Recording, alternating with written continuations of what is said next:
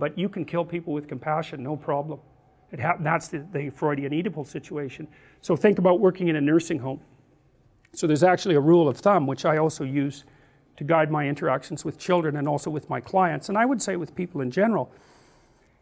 Do not do anything for anyone that they can do themselves. All you do is steal, you just steal it from them. So imagine you're working with really elderly people, you know, they have Alzheimer's. It's like really easy to do things for them because, well, it isn't, because it's really a hard job. But it might be easier to do something for them than to let them struggle through it.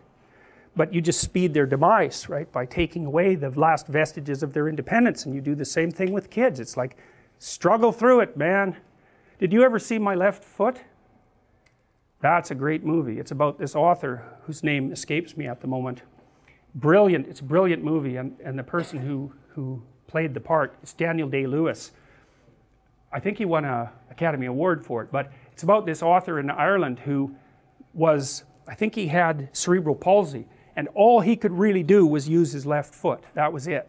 The rest of him was pretty spastic and not controllable. But he was there, he was very intelligent, and he was with it, and his dad would not help him. He had to drag himself up the damn stairs with his left foot. He just would not help him. And what happened was, he learned how to live. You know, he could function.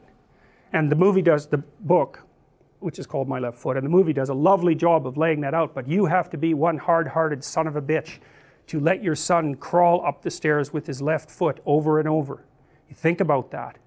But what's the alternative? You know, if he would have been, and of course he lays this out in the book, if he would have been catered to, he would have ended up just like you'd expect someone who was always catered to. So it's a very nice lesson in the triumph of fostering independence over too casual compassion. That's what I would say.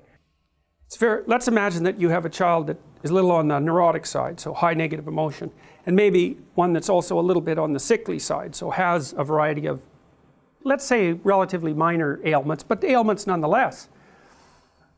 And so what that means as a parent, we'll say mother for this example because I want to use the Oedipal example, you have to make a decision all the time about exactly how you're going to treat that child.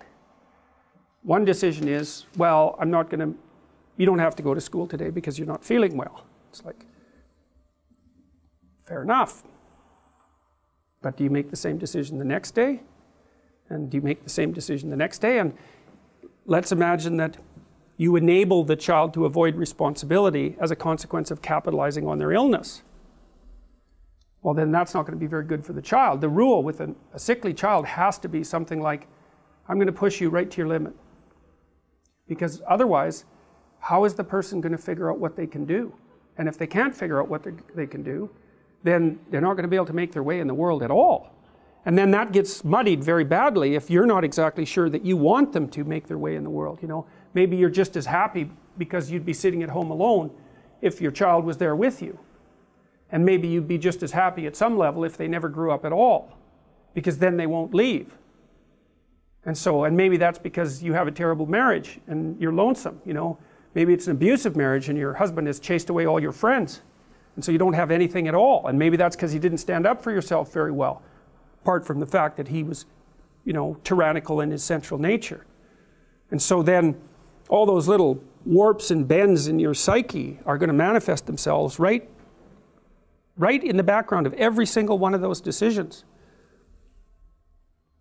My daughter had a lot of illnesses when she was adolescent, and they were very serious, and it was very difficult to figure out what to do about that because you couldn't exactly apply normative rules, right? And we always had to figure out if she was communicating her symptoms to us, how seriously to take those. And the answer was the least amount of serious possible.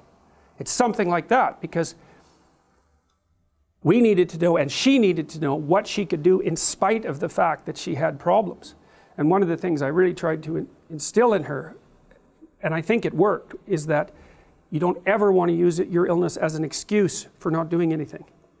Not consciously. You know, sometimes you might not know, I'm not feeling well, what can I do? Well, you don't know, right? Because Sometimes when you're not feeling well, you can do more than you think, and sometimes you can do less than you think. It's not like it's obvious, but sometimes it's obvious, you know, this little temptation flits through your mind and you think, well, I don't really want to do what I'm doing today and I'm not feeling very well, so I don't have to do it. You do that 100 times, then you don't know how sick you are anymore. And then you're in real trouble, because not only are you sick, but you've muddied the waters. And so you have both problems then, is you're actually ill and you've betrayed yourself by using that as an excuse not to pursue your responsibilities. And that, I think, if you do both of those things happen to you at the same time, you're in real trouble. And it's really hard not to have that happen.